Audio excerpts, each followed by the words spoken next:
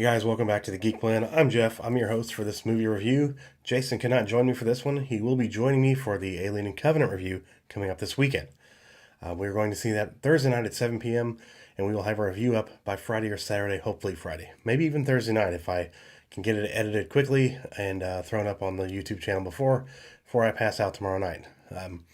This review will be focusing on Alien, the original film in the franchise.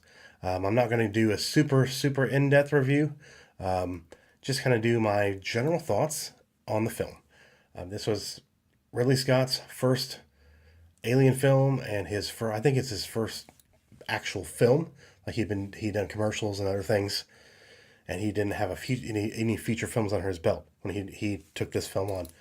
The first thing I want to talk about in this film is the way it was shot.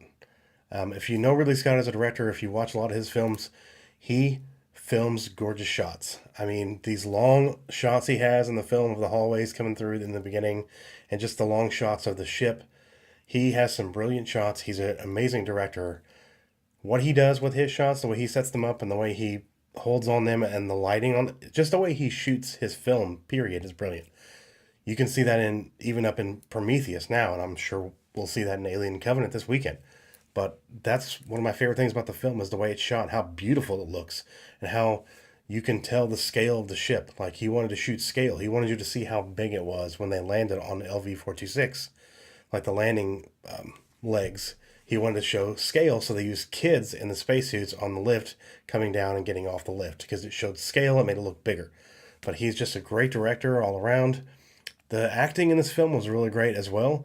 Sigourney Weaver's first role, I believe, and a lot of people were, from what I've been watching some of the documentary on the behind the scenes, but people were not very, you know, thinking she could do that good of a job. But Ridley Scott saw something in her, and she really delivered in this film, I believe.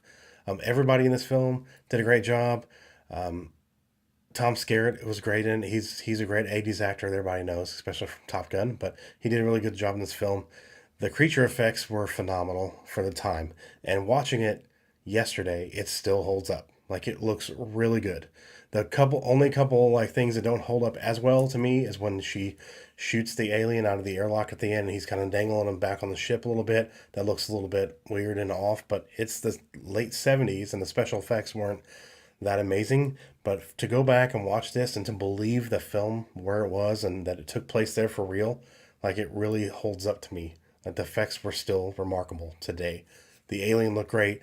H.R. Giger's work on this film was amazing. Like his designs like you can tell somebody designed the spaceship, the Nostromo, and the alien sets that he designed. I mean, you could tell there's two aesthetics in design. It's the design team and then H.R. Giger, his stuff. And his stuff is just brilliant.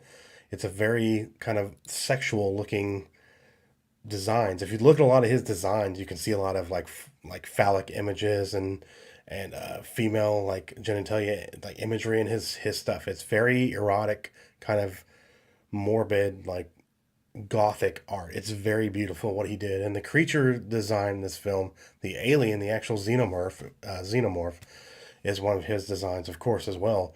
And it's just incredible looking creature. And even like seeing the trailers for Alien Covenant and seeing that creature design now, it's still a terrifying creature now.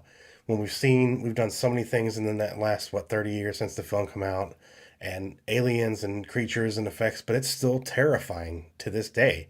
That creature design is incredible. He did an incredible job with that. That's one of the other reasons I love this film so much. But the build up and the tension after the chest burster scene when they're having dinner, like that tension that they feel as they're trying to find this thing, as everybody one by one is taken out until Ripley is the lone survivor. I mean, it's just a very well crafted film, very well done story. It's a very simple premise too that they just did so well.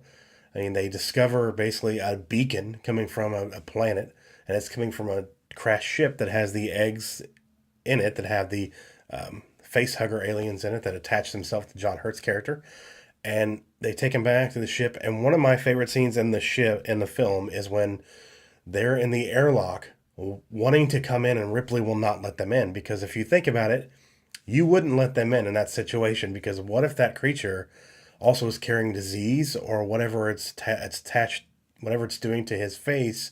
We don't know yet, but we don't know what it's carrying. And she's doing the smart thing by saying, no, you can't come on the ship. And then the android lets them in, and then you realize towards the end that it's because that was his orders, was to keep this specimen alive, and the crew was expendable.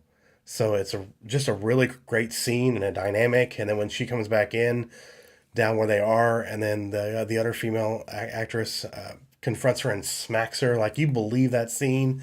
I believe that was a real slap when they were filming.